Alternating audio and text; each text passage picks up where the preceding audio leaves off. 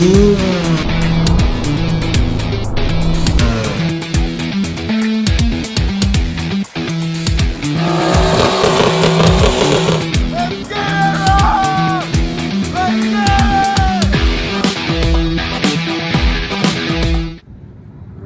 we're back.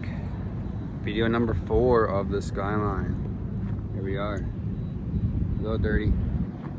Don't judge. Alright, so today we are going to be swapping out that bushing right there. This one, that rubber one. It's supposed to be pretty tricky if you have the motor in here, so this one's gonna be tricky. I'm first gonna try to jack up the car and go from underneath. There's 4 bolts there, 2 going each way, and you have to bust that bolt right there loose so that way you can slide the steering shaft down. First things first, we gotta jack the car up. I already got my plywood laid down, grabbed a bunch of 14s and 12s and style deals, ratchets, wrenches, ratchets, and just normal wrenches. Back to the Tom Zont suspension hat. We're gonna use that as the phone prop again. I like the Sam City one because it's a flat bill, so the phone kind of sits a little bit more level. But we're gonna use this guy. I'm gonna jack it up, time lapse, and we'll get back with you once I get under the car.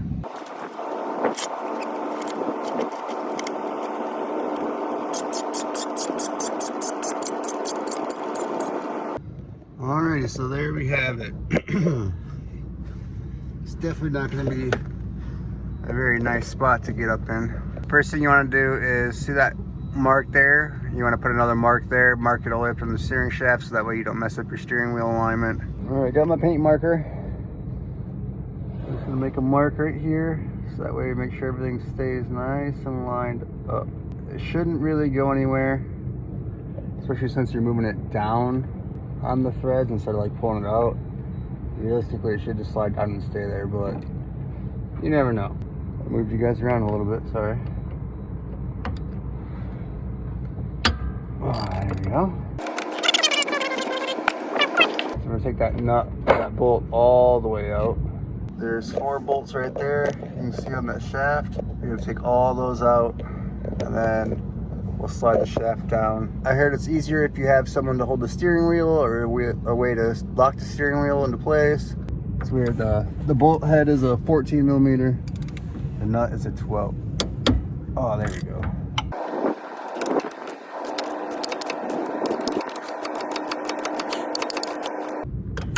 All right, nice. You're gonna have to put a wrench on the other side. She just came out by herself.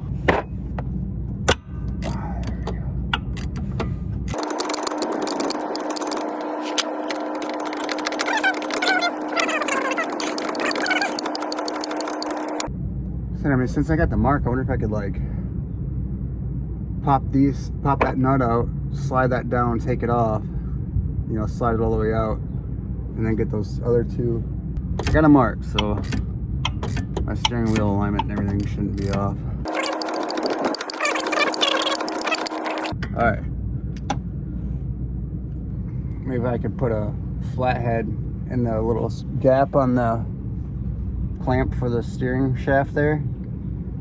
Maybe wiggle it around a little bit and get that broke loose, and I can then slide that down. It's right there. See that little crack right there? We're gonna try to get that flathead screwdriver in there just so it separates it a little bit. That should drop down.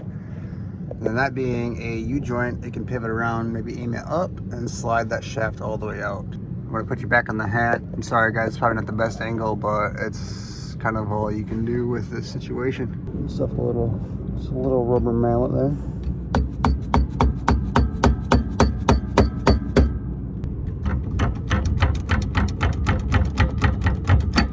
Okay, there we go. She popped out. So don't lose anything now. Oh yeah, like that.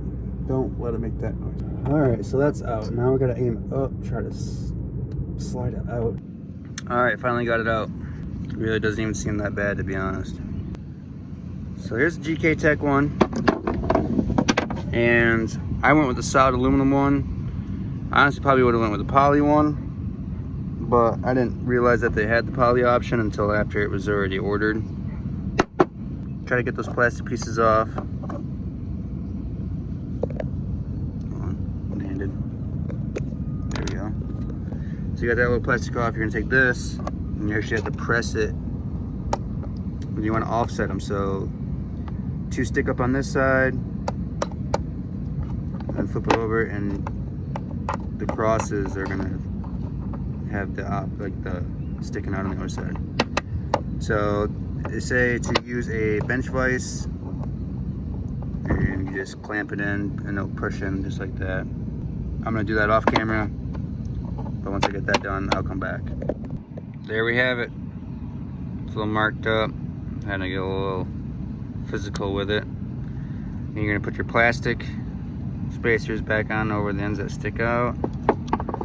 You toss these bad boys on both sides. I'm gonna put one on one side because I'm gonna slide it on first, and then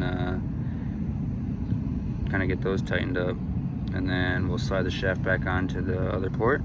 Since I didn't put the nuts on the other side first, I definitely got myself in a situation. I think with that bolt still out of that clamp there, I could slide that shaft back down and put the nuts on.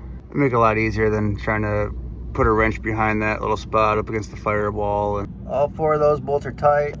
Well, actually it'd be the nuts. I think the bolts are pressed in.